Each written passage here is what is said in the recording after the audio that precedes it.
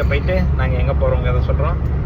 அது வரைக்கும் நீங்கள் கதைநாளூருக்கு போயிட்டு நாங்கள் எங்கே போகிறோம் சொல்லிடுறோம். ஆமாம் ஆமாம், கடைநாள் தான் ஊர். அங்கே போயிட்டு வேறு எங்கே போகிறோம்னு சொல்ல போகிறோம். கதைநாளூருக்கு போக போகிறோம். எல்லாரும் சேஃபாகவே ட்ரை பண்ணிட்டு வாங்க.